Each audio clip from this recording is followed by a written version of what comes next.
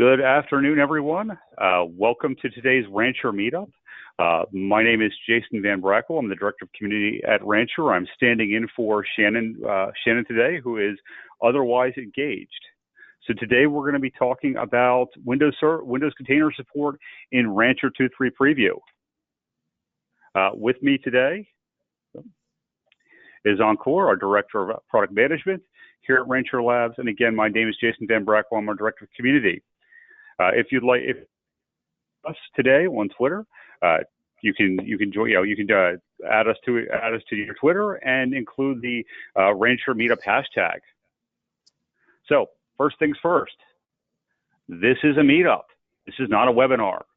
Just like a meetup that you would go to, I'm the organizer of Kubernetes Philly. So just like just like a meetup where you would get together, have pizza or some other food and enjoy a presentation. This is the same thing.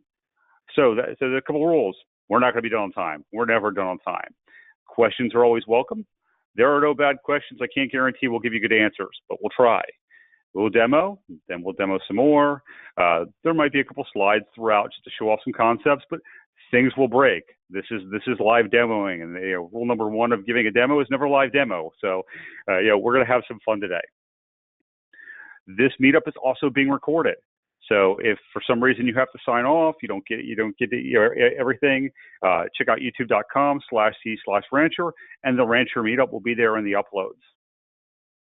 And please join us on Twitter, #Rancher Meetup. If it's your first time, hey, take a selfie. Tag it Rancher Meetup. We'll edit this, and go as deep as we can until we run out of space, like we have here. And with that, you can join us two ways today. So there is now a channel on the Rancher user Slack dedicated to Windows. So if you join our Slack channel, and it's slack.rancher.io, sign up, join. You'll get a message. You'll get a personalized message from me, as in JVB bot, because I got too busy to do personal messages for everyone. So you'll get a personalized message from me that I actually wrote the code for.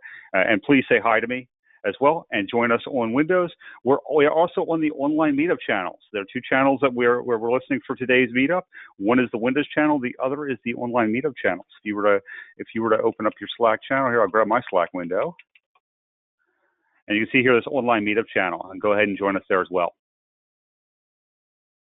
So today's agenda, I'll do a quick Rancher introduction for those of you unfamiliar with Rancher. We'll then demo Windows container support in Rancher 2.3 preview, and then Ankur will go through our road to getting to Rancher 2.3 Windows in GA in the project. So Rancher is an open source container management platform to enable organizations to run Kubernetes everywhere, and I do mean Kubernetes everywhere.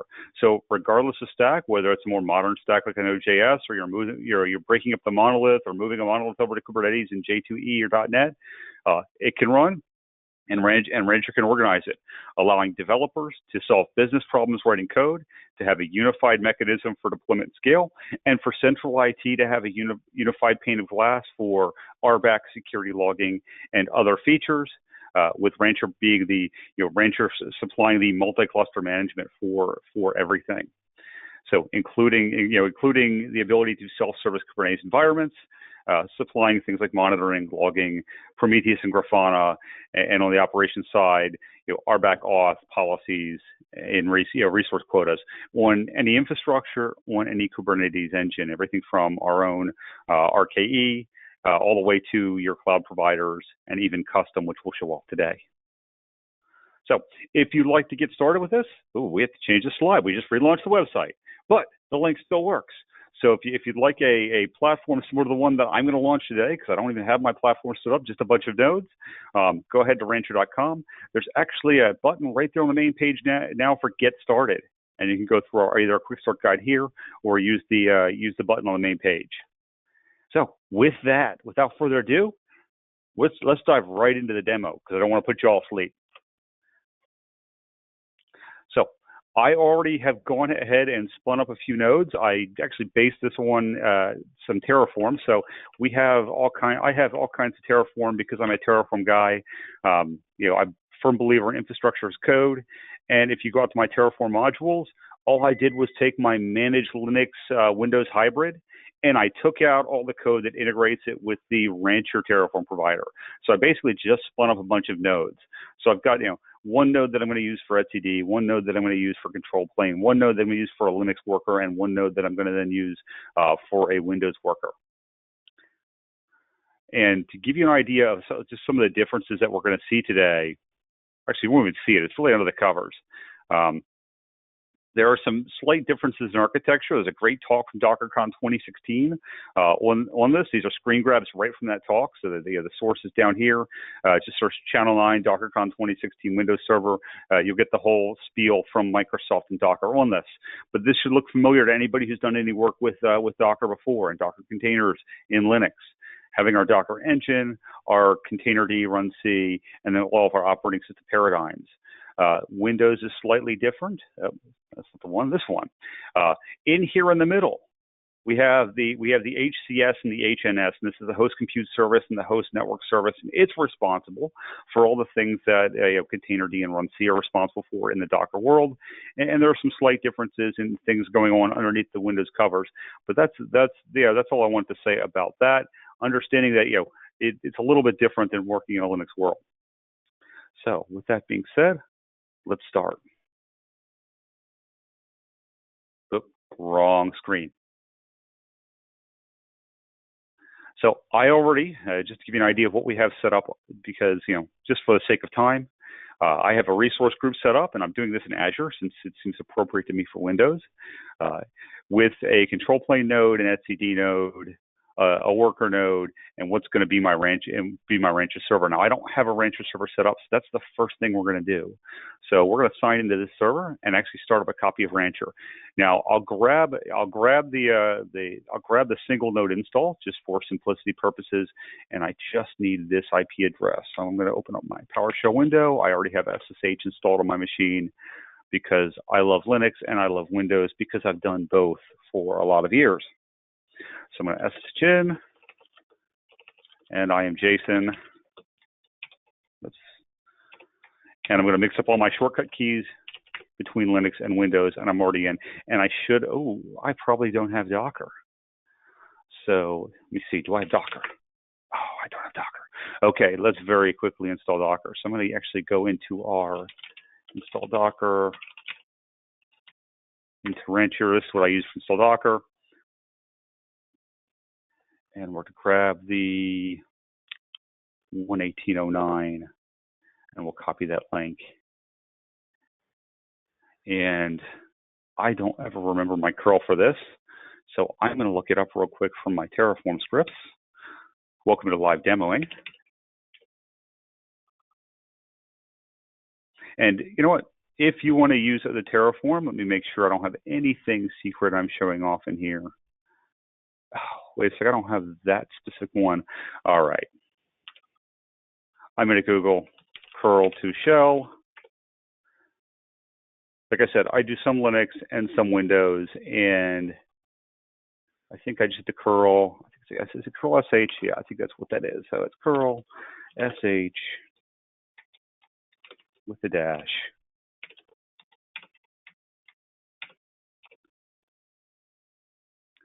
Grab this, and we want the raw copy of this. No, not that. I want the releases version. And 1809, so I'm just going to copy link. 1809 here.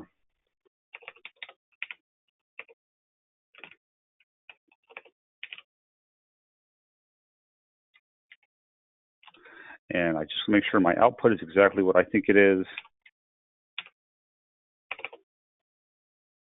It's not SH. All right, so it's silent and header. I don't curl enough. Let me check my notes real quickly on this. I know some of you are going, seriously, I do this all the time. I know what this is. But because I spend as much time in Windows and Linux, I mix things up and forget things constantly, which is why I keep notes on everything. That's it. Okay. So curl, I just pipe that into sh. Curl, pipe into sh. There we go. So we'll let that go ahead and install Docker. So while that's installing Docker, we're going to grab the actual version of Rancher that we need today. So to get the actual version of Rancher, because we can't use, so I'm going to be doing a single node install, so you have docs.rancher.com. Go to the 2.0 docs. Click read the docs, and please read the docs. We spend lots of time on it to make them better. The docs are an open source project just like everything else. So if there's something wrong, let us know and we'll fix it. And the single node install. And I'm going to be doing single node install with Let's Encrypt certificate. So I went ahead of time and set up the proper DNS for the DNS address for this. And let me grab a notepad copy real quick. I'm going to paste this in, and we're just going to grab the copy of Rancher's. Rancher latest will be the latest production version, and not the preview version. And since we'll be there doing that, and I need to go grab that. So I'm going to go here, GitHub, Rancher releases. And this will give us both our currently, so our latest tag, our stable tag, and all of our various release candidates. So these are all 2.2.4. I need the 2.3 preview. 2.2.4. As you can see, we're quite busy. 2.2.4, 2.2.4. I think it's 2.3 alpha 1 is what I'm looking at. Oh, alpha 3, 2.3.0, 2.3.0 alpha 3. So I want this release, 2.3.0 alpha 3, and I'm actually going to use this name, which is why I want to make sure I grab this right. So I'm going to grab 2.3.0 alpha 3 and paste this into my command, so that when I launch and I have the actual Windows container support. I've actually gone through and inadvertently run latest and wondered why nothing worked right. And so just like that, we now have Docker. Oh, that's right. Thank you. Good. And oops, I ship Docker. I have to log out, back in. And now I ship Docker. Good. And let's go ahead and launch that command.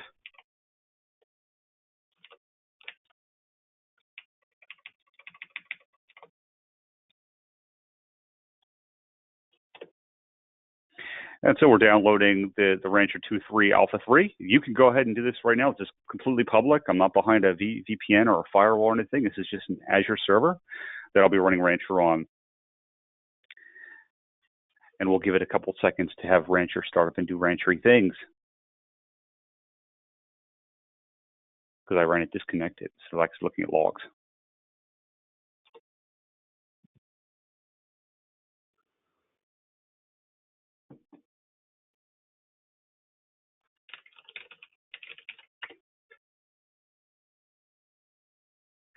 Still not ready yet.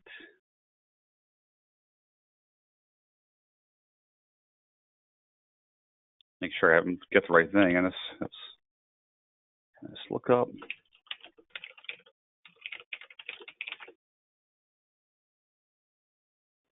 Yep, that should be the right server. We'll try it again. Can't hit the page yet. Waiting for a response. Good. We're in the right direction. All right. So I have an admin user. I actually have a password, not 12345. Though I hear that's a great combination for briefcase or luggage. And for those of you who have never set up a Rancher server before, this URL is special. Every Kubernetes cluster that we're going to manage with Rancher has to be able to resolve this URL. So we're going to save this URL, and we're going to add a cluster. So we're already in. We have our RBAC is automatically set up because we have some RBAC already set up by default. I'm using a default admin, so I'm going to stay as the default admin for the sake of brevity. And we're going to add a cluster. And so we have 4 different options, but the only one that has Windows support right now is this custom one. Now, custom also includes things that are on-prem. These can be all automated via the Terraform provider. That Terraform code that I showed off earlier has, actually by default, will do all of this automatically. Windows support. All right. So you need to select 114. And since you want Windows support, you're going to have to go flannel. So we'll enable Windows support, and we support two CNI plugin styles for flannel with Windows, that being the host gateway, or L2 bridge, and the VXLAN overlay. So the difference here is that host gateway is actually faster, but it's using L2 bridging and requires that you have L2 adjacency for all of your nodes, which generally in distributed systems is not guaranteed. So actually doing VXLAN with the overlay and the overlay network, doing packet encapsulation or a packet header modification and IP encapsulation works much better. If you want a rundown of all the CNI that the Windows supports, that the Windows Kubernetes supports, based on the various CNI plugins available for Windows, check out the Kubernetes documentation. And they'll actually, I will turn on the Azure provider as well. And I already have a service principal set up. I will not show that because that is actually, I don't have it on this computer. You know what? So I'm just going to skip the cloud provider support since this is a pretty simple demo. And we'll hit next. And now we're presented with operating system and node options. So you can see here we have Docker commands running for each of our various types: worker, control plane, and etcd, and then our operating systems. You'll notice when I select Windows, only worker is selected. That's because there's only, at least currently, there's only ever going to be Windows worker nodes. There is no plans on the roadmap for anything other than Windows workers. There won't be Windows control plane or Windows etcd. That's not on the roadmap at all for Kubernetes or for SIG Windows. For those unfamiliar with how Kubernetes gets built, Kubernetes is built by special interest groups, or SIGs. SIG Windows is the group responsible for this specific support. I've been a lurker out in SIG Windows for the last several years, going from its early days as an experiment up now into GA, and I attend those meetings regularly to keep pace on what's going on in this space because I spent 15 years as a .NET developer. So we'll go through and let's stand up our cluster. So we'll go to our worker node. Actually, first thing we need is attach to our worker node. So let's go back to our Azure portal because we'll need each of these addresses. Go back to our Rancher group. Go to our worker node. Copy our public IP. So what I did was I created each of these to use my SSH key to make it just easier on me to do this. So I'm going to SSH,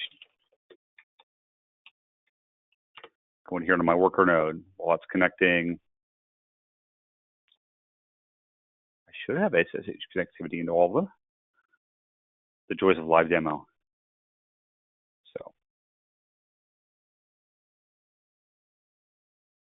I did copy that right, didn't I? Oh, that's interesting. Connection timed out. Let's see if I got a problem with my NSG. I might have a problem with my NSG. So what I'm going to do is check out, there's my subnet. No, I need networking.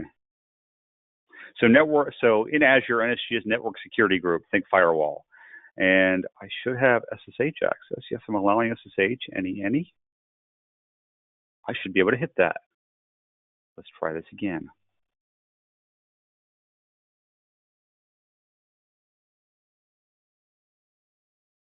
Copy the clipboard. All right. Back to PowerShell.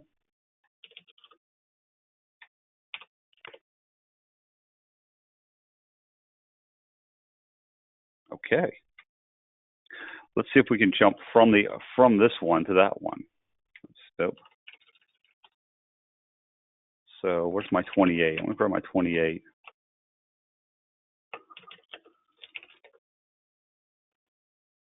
This one. Okay.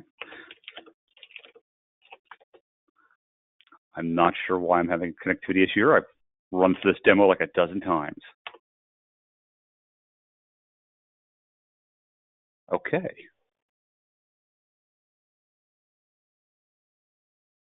Let's grab, so I have my worker node, and where is my worker NSG? worker machine, network interface, public IP. What is my NSG? Rancher group NSG workers. This is what I should be seeing.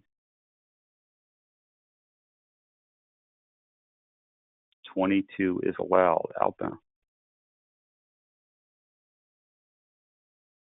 And it's going to caution me that this is not necessarily source, star, any, star, allow, TCP, inbound traffic. Yeah.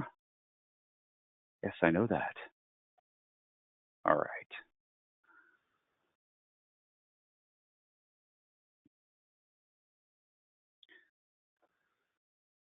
Let's see if I can hit one of the other ones first. And we'll come back to the worker.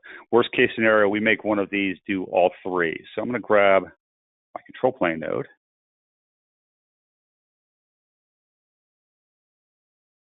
And maybe we'll just do that.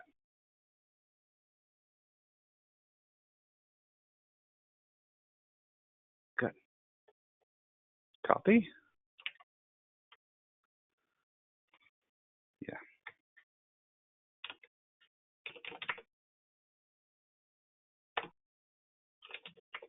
Don't know why.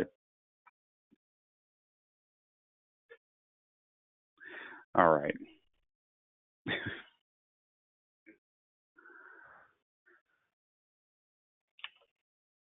Permission denied. I did call it my. All right. Checking my Terraform code real quick. Did I do something? Nope. That's my public key. It's always been my public key. Yeah. All right. Let's just create another node. Worst case scenario, we'll create another node. Do it from that node by hand. Oh, I see what I did. I see what I did. All right. I set all this up on my Linux machine and forgot they had different public keys. So sh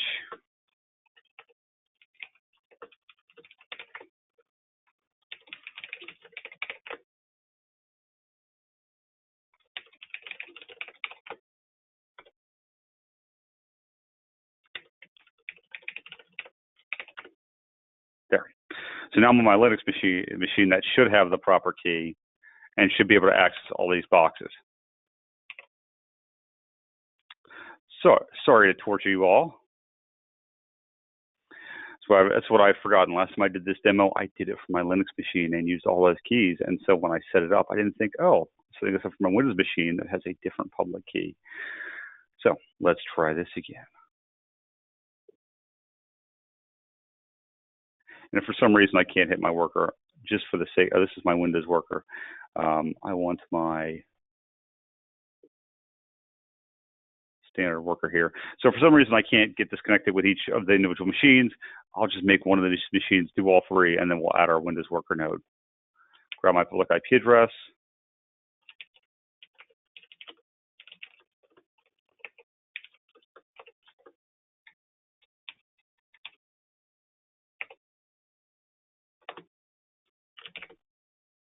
And just like that, it'll work just fine. Helps when you hold it the right way. All right. So back to my rancher.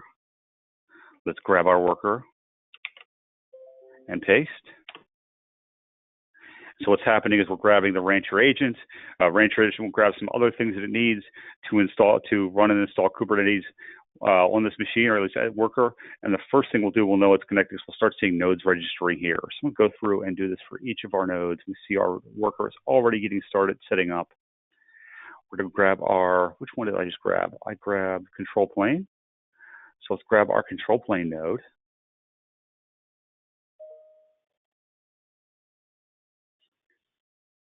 Grab its public IP.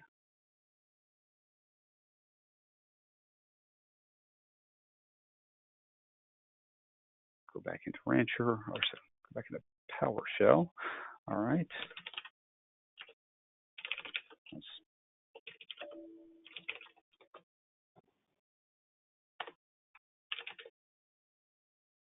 So our control plane nodes. We're going to grab the control plane command, jump back into PowerShell, run that. It will do the same thing, except become a control plane node instead of a worker node.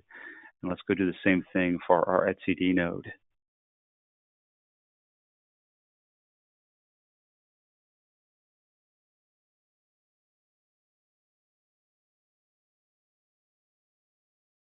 Grab that public IP.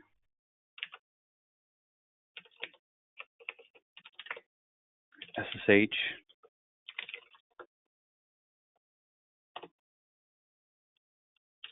Connect, and then we'll run our etcd command here. You can see our other two nodes are getting ready and doing their thing. And etcd will now do its thing. So, and just like that, we now have a Kubernetes cluster. At least as soon as all of these things start up and get running, we'll have a Kubernetes cluster, and our Windows node will be remarkably similar. The only difference here is instead of connecting to it via SSH, we need to connect it via WinRM or via RDP. So I'm actually going to connect to it via RDP. But first, I'll need the Windows and the worker. So I have that ready for me, and let's go grab its IP address. Go into my Rancher group, grab my Windows worker.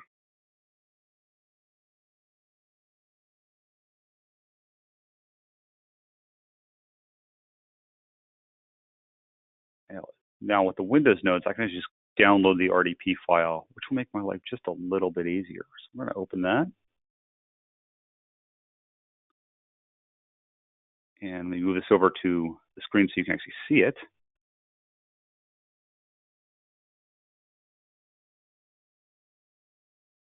So, getting UI blocking. Why is my UI blocking? Okay. I don't know why my UI is blocking. So I currently have my RDP window on my other window, and it's just sitting there frozen. So let's grab the IP address for this, copy it, and I'll just do an RDP manually because I don't know what's going on with my Windows machine. It's decided to be very mean to me.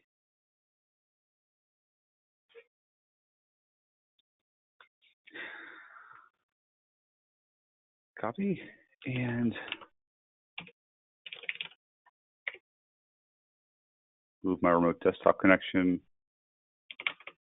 What is blocking my UI?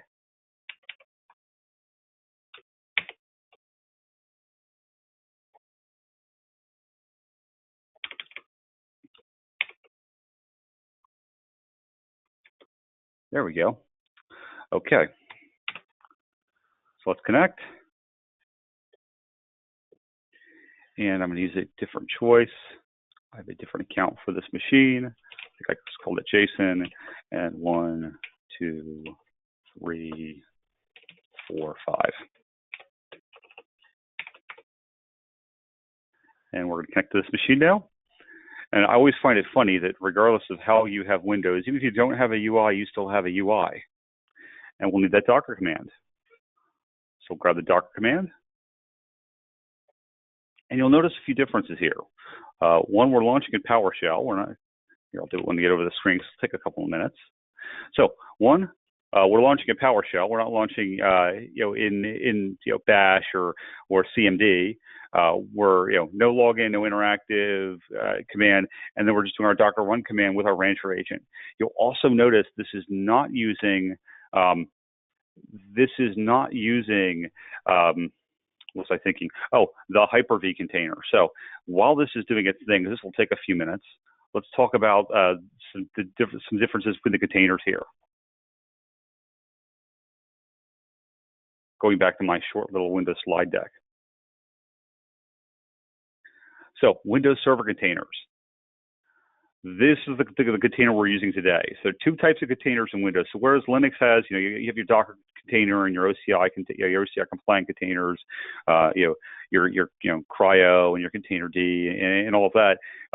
Outside of things like Kafka containers and some of the other things that are coming to put VMs in containers, this is the closest paradigm, is this Windows Server container. So you can see here, you have your host over here with your compute services, and you have your your HNS and your HCS, your host compute service and your host network service, that are helping to provide everything for your job objects, your network interfaces, and your storage registry. So your Windows Server container is sitting, in user space in process, on the Windows kernel, much in the way a standard Docker container would, where, in this case, the HCS and the HNS are responsible for maintaining proper isolation. Windows containers also have a separate container type called Hyper-V container, and this is actually similar to Kata container as far as in process, where a very small virtual machine is spun up that has the Windows Server container inside of it, has a guest compute service and a guest network service inside this Hyper-V container, then your Windows kernel, and then your Hyper-V hypervisor. And this is this is something different about Windows containers. In this mode, so the other thing going on here, besides the fact that it's not an open source project, is that this is licensed differently than this. And I haven't checked the licensing recently, but you generally unlimited of these, and one of these unless you're on like a data center type of model. At least that was a couple of years ago, last time I checked the licensing. So make sure you have the proper licensing to go Hyper-V container.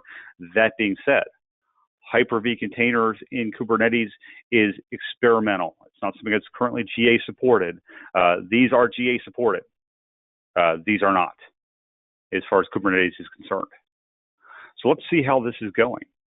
And we can see here all the PowerShell stuff. So what we've seen is that we were able to connect, Hypercube has been started up, 114. It knows where our control plane is. We have our Flannel CNI running at VXLAN. It's generating CNI config. The kubelet's starting up. Kube proxy will be starting up shortly. And all you can see here is all it was doing was a whole bunch of Docker stuff. So making sure it had the Docker containers for Flannel CNI, to make sure it had kube proxy and kubelet. And so that should look very, very familiar, except in weird spacing because Windows. It helps if I don't. All right, I scrolled down way too much. So now we should see here, if I grab the right window, we have our 4 nodes registered. We can hit done, and we can see how these nodes, we can actually see how this cluster is doing. And we have our custom support. All of our nodes are up, including our Windows nodes. I could even enable monitoring here and get Prometheus and Grafana information about the Windows nodes as well. But my nodes are pretty undersized. I use very small nodes, so I don't want to actually use them. My biggest node is actually my Windows node. So if we actually look at the 4 individual nodes of this machine, we can see here our control plane etcd, which are tainted unschedulable, and then our 2 worker nodes, our Windows worker and our Linux worker. And you notice here, my Windows worker is rather large. That is really just for speed's sake. It can be a smaller node. It just takes longer to join the cluster, and the Windows process takes a little bit longer because the container sizes are considerably larger.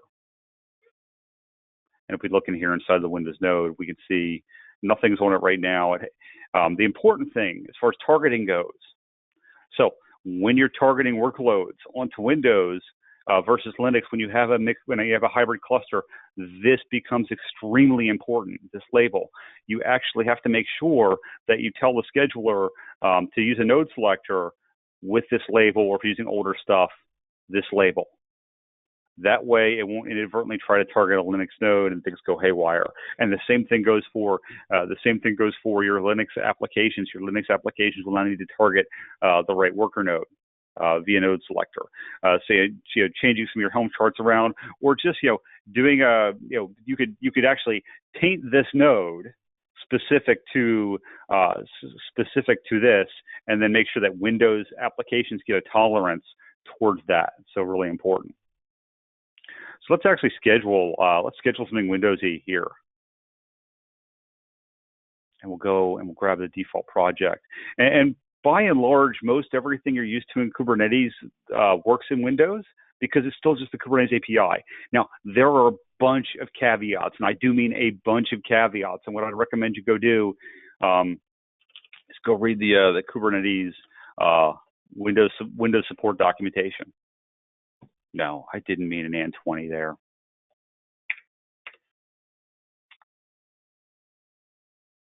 And in setup, if you go to setup and Windows and Kubernetes and go to intro. So what I would highly recommend you go read through this, because we've automated a lot of this for you. But there are a whole bunch of supported functionality limitations. And if you go down to the limitations, let's go where the limitations start and compute. So API limitations, networking limitations. For example, you can't have privileged containers in Windows. There's no such thing as privileged container, which also means that CSI doesn't work in Windows right now. And memory in Windows is different. For example, Windows doesn't have out-of-memory process killers like Linux does. Windows is always treating user mode memory allocation and will page out to disk when things go wrong. See, these are things you have to think about when you're doing Linux versus Windows hybrid. If you're not familiar with Windows operating system, these are things you have to think about from a Kubernetes perspective, because Kubernetes was designed initially with Linux in mind. So let's just do something really, really simple, like IIS. So we'll grab the Microsoft IIS image. Now I don't have my Cloud Controller Manager set up, so I won't be able to create load balancers. We'll just do this on node port, and we'll grab Windows. Oh, one other thing. So there's currently, let me see if I can grab there's a KB article on this. I'm gonna move this off screen. So there is a bug. It's not bug. It was a bug in Windows that needs to be addressed. I don't know if Azure has updated the Windows 1809 server image to include this KB. So I want to make sure you're aware of it. As you're working with this stuff, I'm just going off screen to grab my links because it's in a private Slack, and I don't want to expose that to everyone. So let me see. So we already talked about Hyper-V isolation. There it is. So this specific rancher issue, Windows Plague is not healthy, is actually due to a problem in Windows itself. And if I can find here it is. Oh, that's not the one I wanted. This Plague is not healthy. The issue was introduced in the Windows Server build 17.763.404. So you want to make sure you have the May build. So 17.763.529. Make sure that if you're using this, your servers are patched properly, because otherwise you'll go to scale down replicas and bad things will happen. So make sure when you grab your Windows 7, or your Windows 10, or your Windows 1809, or your Windows Server 2019, that you have the minor build 529. Otherwise, you're gonna have problems. So make sure you either have that build, or you go grab you go grab the fix for this and apply it to those servers. Otherwise, you'll have pain. So we won't scale down anything because I didn't get a chance to look at the operating system version. And do we expose that? That's actually a really good question. Let's see, do we expose that?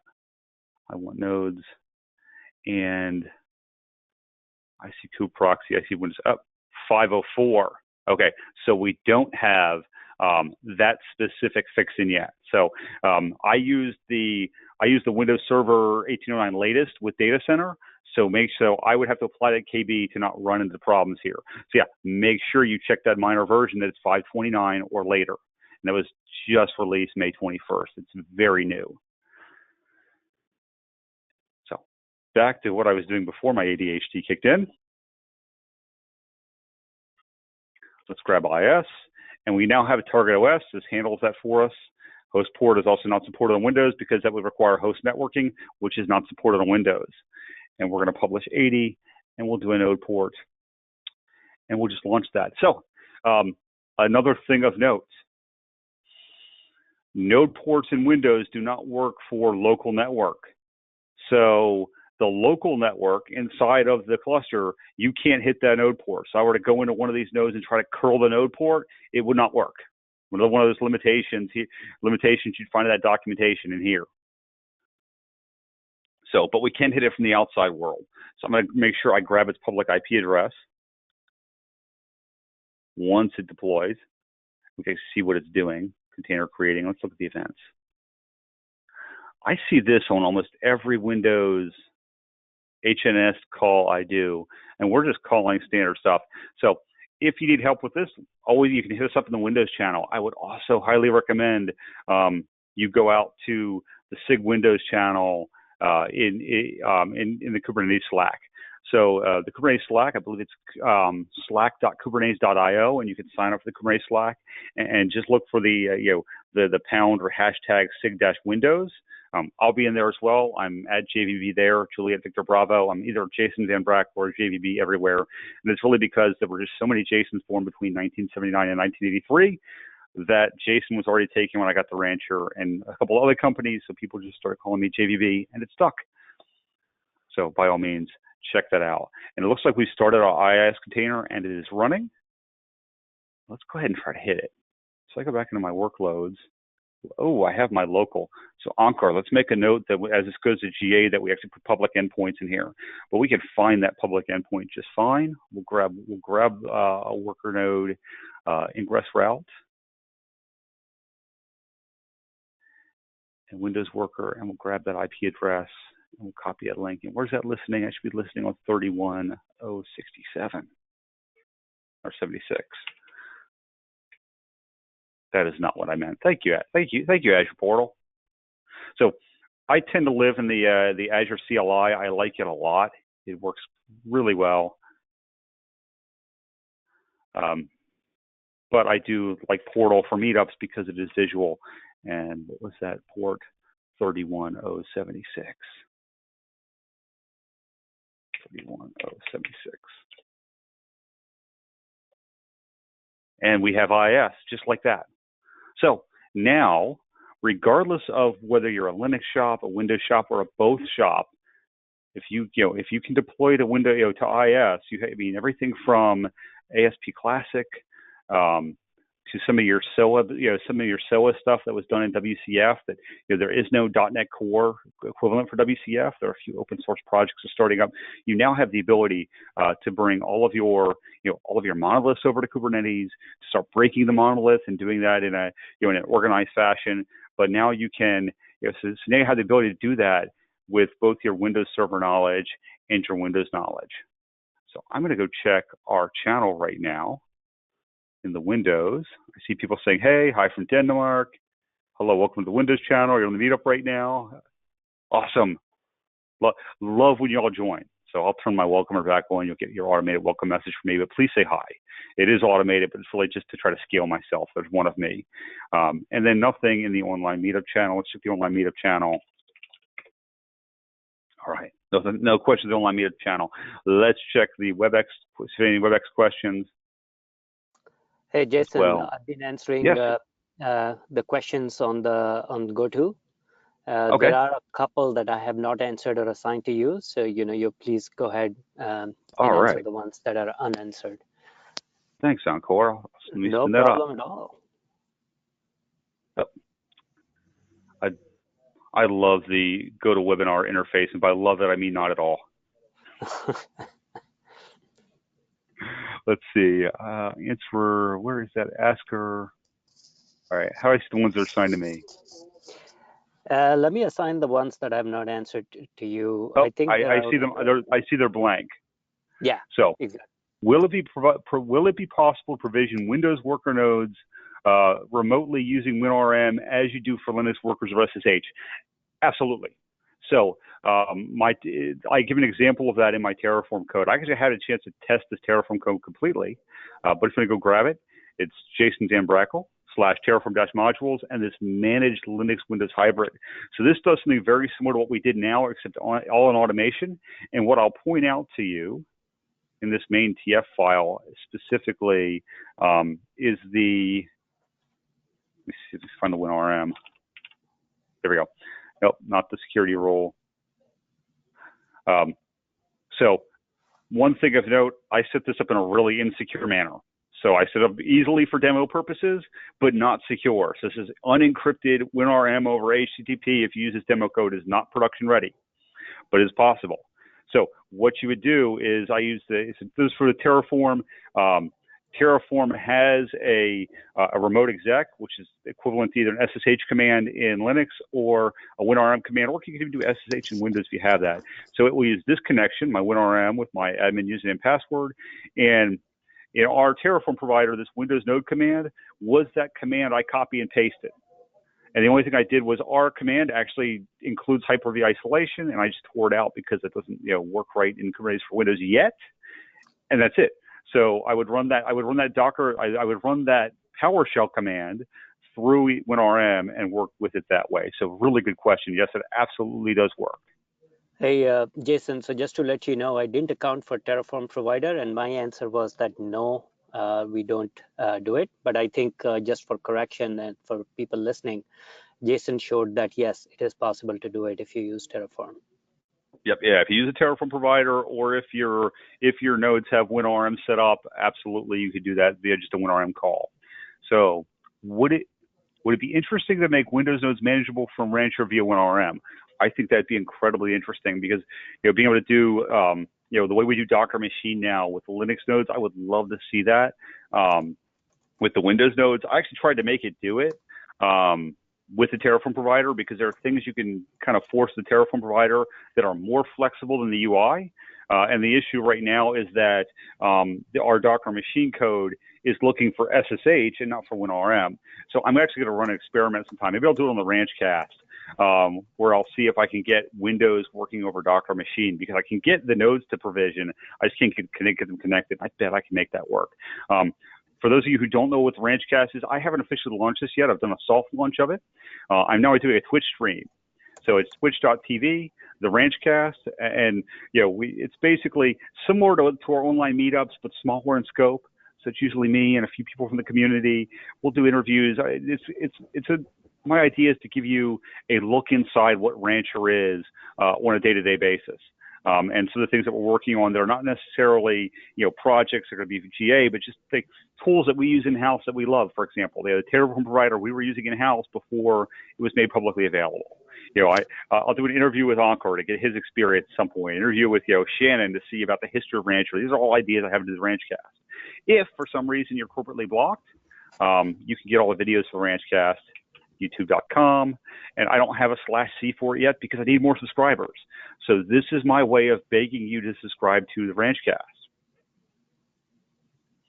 And you can find the Ranchcast by going to here and saying the Ranchcast. Wow, Google has done everything possible to make the Edge experience really bad. What I mean by that is they actually modify their pages so they don't run as well in Edge. And we can search instead for the Ranchcast. If you say the Ranchcast, it assumes I meant 2 words, not 1. And then go to the Ranchcast. And please click the subscribe button. I am not too proud to beg. So next question. Is there a way to use Let's Encrypt search for Rancher without publishing Rancher console publicly? Ooh, that's a good question. Ankur, do you know that one off the top of your head?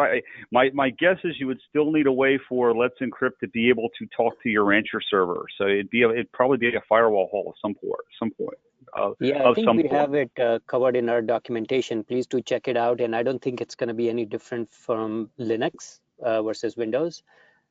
So I don't think this is specifically asked for Windows either. But please do check out our documentation. I do recall that we put how to use Let's Encrypt cert for Rancher. Okay, awesome. Can we automate the deployment of things inside our IIS settings inside Windows Container via Helm or similar?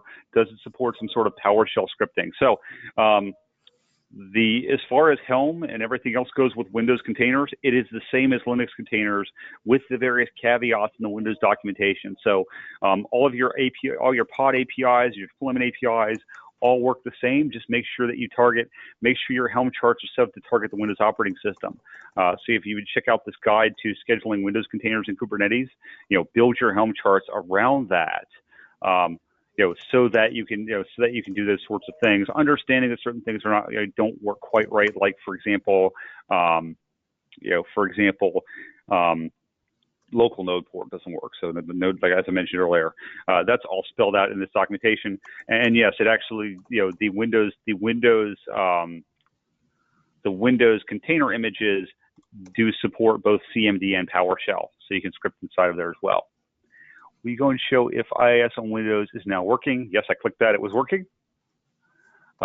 What is the right way to set up an IIS site with SSL binding, cert management, and so on? That definitely goes beyond the scope of what we're talking about. Now, you could use an ingress rule, and ingress rules can, Kubernetes ingress rules can go to a backend service, which then points to your Windows container, or you can set all of that up via PowerShell. So part of your Docker file for your definition of your application would include PowerShell commands for setting up the IIS site. There are some great examples of this. Let's see, example, Windows container. Microsoft posted a bunch of these. Yeah, I've referred to them before. So here's a good one. If you want to do IIS with PHP, for example, your Docker file is going to have your various PowerShell commands. For example, in this case, adding CGI and doing it just like you would in a Linux command, except now you're talking PowerShell or CMD. You can set it to either, and then run your commands just like you would in a Linux container. There are many known problems with the current version of Windows. Are there many known problems with the current version of Windows? I mean, it's as many as any version of Windows has ever had. Yeah, my answer is, well, describe problems over here. I don't think it's it's something that we can comment on, but basically we are going to quickly run over some slides about what is possible, what is not possible. You can call them problems, you can call them limitations, whatever you call them. But it's a very open-ended question, I think. Yeah, it is quite. And I think go to the limitations documentation. You said GitHub repo address, Terraform scripts. I did that. Let's see, earlier. Oh, yeah, it was that question was about half an hour ago. So, all right, so that's answered. And then can you suggest resources for learning about doing Windows container builds?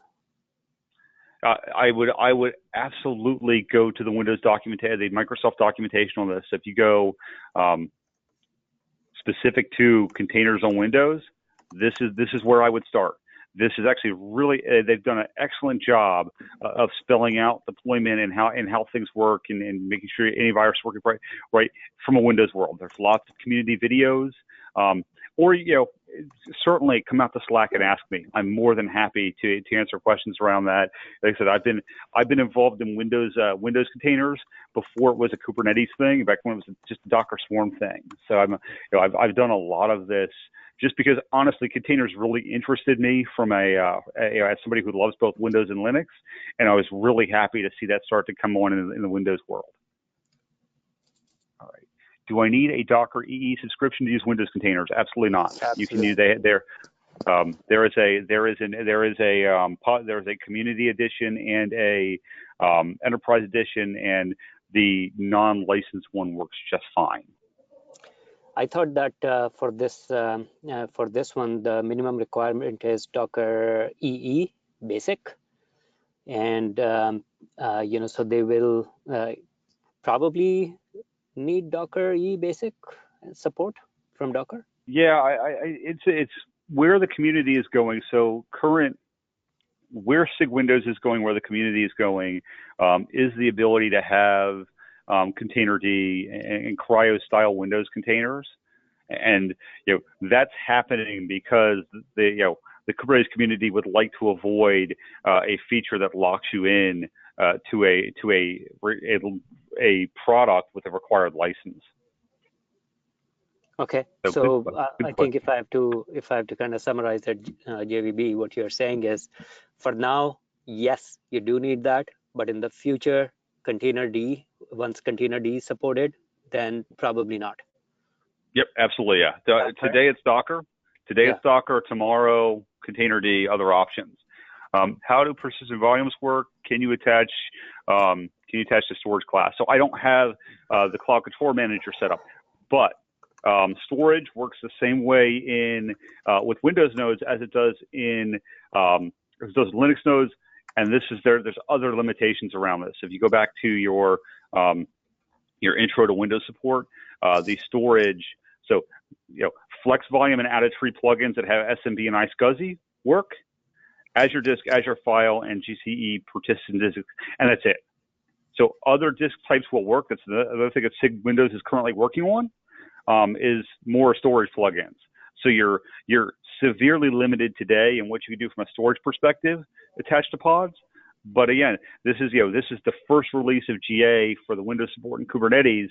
This has been in development now for I think 3 years. I'm trying to remember just how far back I started working with SIG Windows, and being kind of lurking there.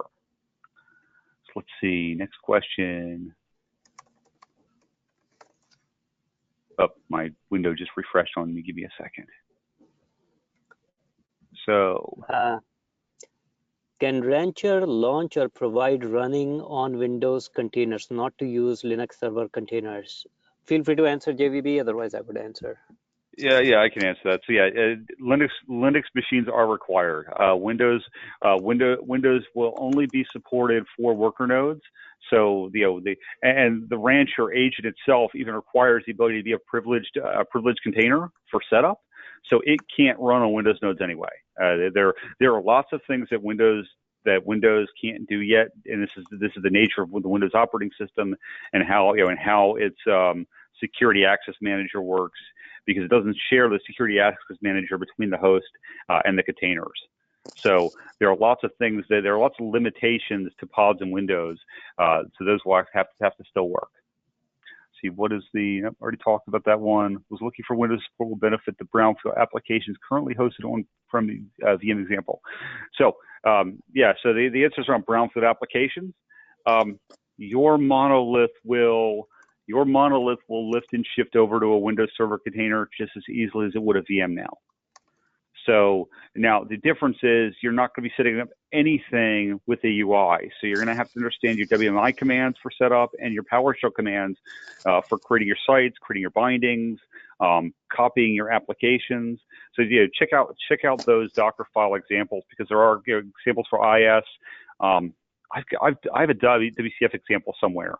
Somebody has that, whoever had that question, search me on Slack.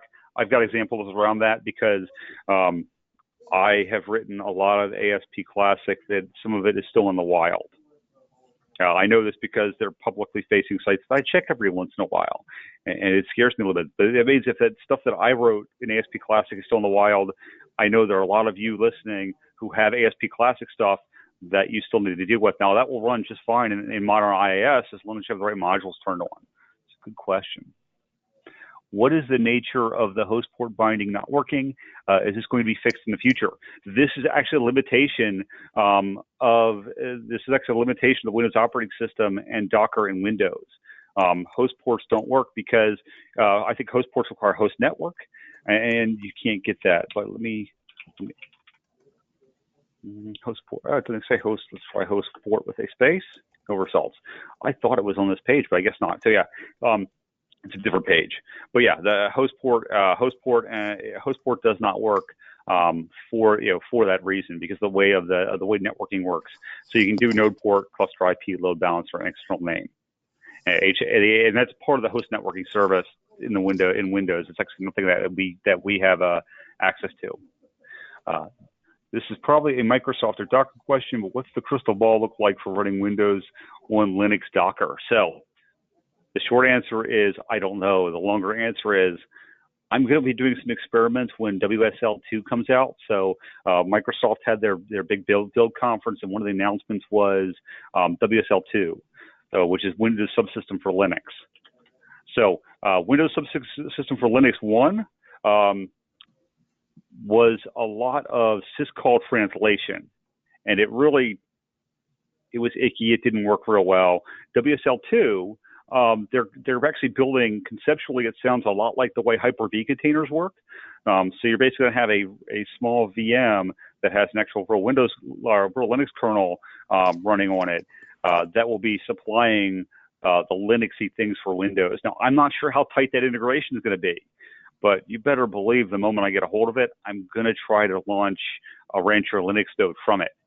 So stay tuned. If that does work, so Josh, if that does work, I will definitely be doing a Twitch cast on that. That's from Josh Narr. I know he's local to the Philadelphia region where I am. And let me. So I thought this is how Windows containers, they're very tightly tied to the kernel, and that's why it's very hard to kind of pull them out and run them on Linux, for example. I didn't know that Microsoft was doing any work to simplify it. But I think what you're suggesting, JVB, is that, yes, there is work ongoing on that. Absolutely. So like my machine now has the Windows subsystem for Linux, but it's the one version. So if I actually launch this and type in Ubuntu, I get a full Ubuntu window. But it's an Ubuntu window that's filtering syscalls. So I'm making a command here and it filters some syscalls, but it can't do Docker, for example. Docker just won't work in here. This is the nature of how it works. To do that, actually, it has a VM. So WSL2 is supposed to, it even says here, make more apps work inside WSL, introduce better syscall compatibility. So the idea is they've re-architectured WSL2 to do that. So really good question. So I think this also brings up an interesting point. We are talking about porting Windows containers to Linux, and right now the situation is that Windows containers are tightly integrated to the Windows host image, just because of how they work with the kernel on the host machines, which basically means if you update the host with a new Windows version, you have to rebuild your images that can run on Windows, that container. So I think that's an important point that everybody needs to keep in mind. That if you're upgrading your Windows, then there may be a chance that you will have to rebuild your images as well. Yep. Yeah, that's a great point. So this is actually the page. It's Windows Container Version Compatibility, and because the container version is attached to the host OS it was built on. Now, if you're not doing Kubernetes, you can do a 1709 image on 1809 if you're using Hyper-V isolation.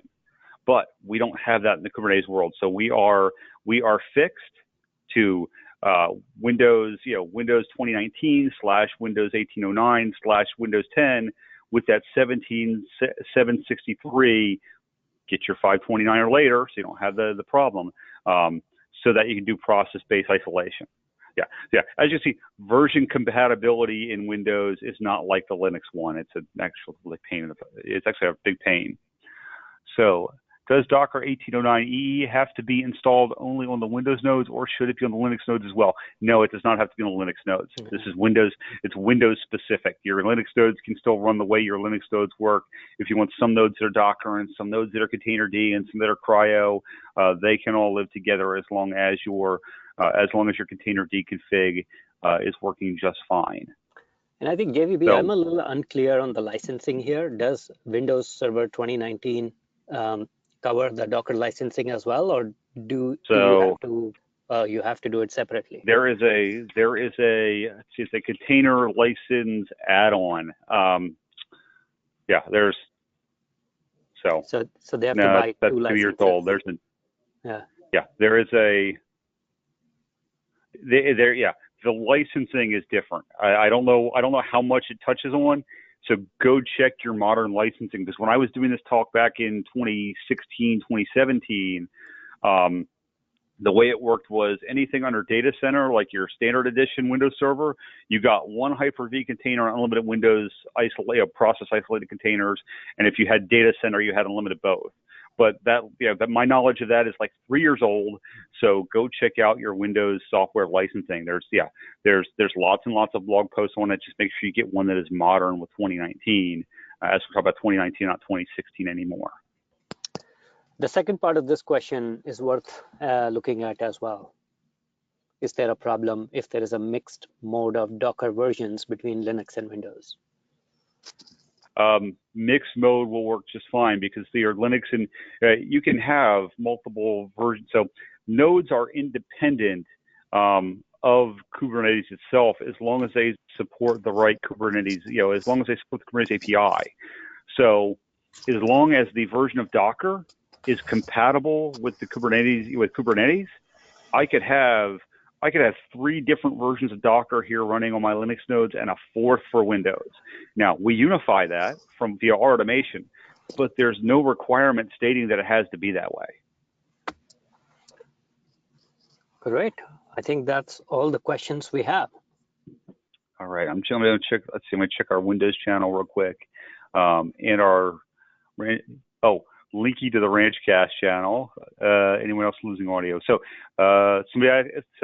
links to the Ranchcast channel, just to reiterate that, because I did say that much earlier.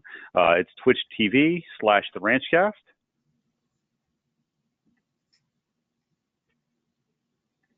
And I'll make sure that these links are in the description for this video when it launches on YouTube as well. So if Twitch is blocked, I don't have a C channel for this because, like I said, I'm begging, go subscribe, because when I get 100 subscribers, I can ask YouTube for /C. So right now, it's this ugly thing that I can't memorize. So to find this, search for the Ranchcast again, and then tell YouTube that you really did mean it as one word, because otherwise you get stuff about the show The Ranch, and then you will get the Ranchcast. Oh, and people are also putting it in the Slack channel, so I will go have to check that as well. So with all that being said and all of our questions answered, like I said, come find me on Slack. I'll be hanging out in the Windows channel this afternoon. I will also be hanging out, pretty much everywhere here. That's slightly wrong, but I'll post there as well. Thank you all for your time. Oh, Ankur, you had stuff you want to talk about for the support moving forward as we head to GA. So let me actually give you the screen. I'm going to turn off my screen. I'll make you the presenter. So change presenter. There you go, Ankur. You are now the presenter. Okay, let me try to share the screen that I would like to share. Oh my God.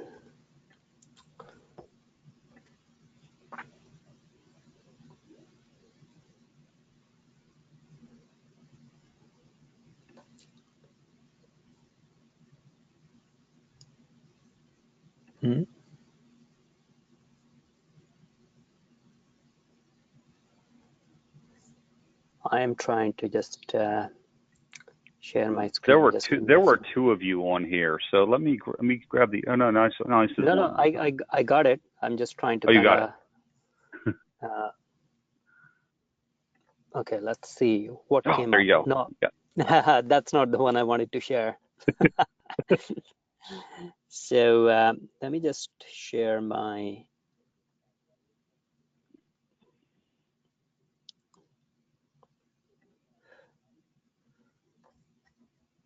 And let's see if it comes up.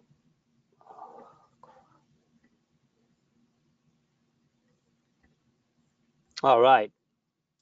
I hope you can all see my screen. And I have Windows GA and Rancher. Perfect. So we covered most of it. This is what JVB was talking through, and this is a nice format just to show you what will work and what will not work. So for Windows GA and Rancher, there were a bunch of questions about what do I need, basically what are my prereqs over here.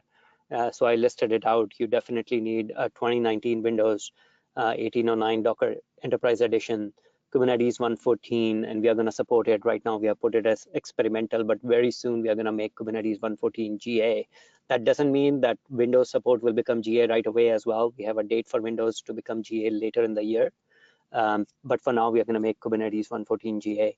And then we have Rancher 2.3 in alpha stage with Windows support. So please try it out. That's experimental, but we are going to go and make it GA. So for those of you who have used Rancher before, we did have an experimental support of Windows and we kept it experimental. We're going to kill that in favor of this new preview that we just released. And then this preview, our goal is to make it GA. So when it becomes GA, you're going to be able to create clusters just as what JVB was showing you in the custom mode. So you basically have your nodes defined or your virtual machines defined, your Windows server running, and then go and join that up into the Kubernetes cluster that you're going to create using Rancher.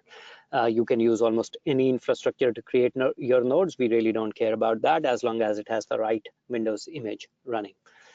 For control plane, you definitely need Linux. There is no support for control plane components to go on Windows for now.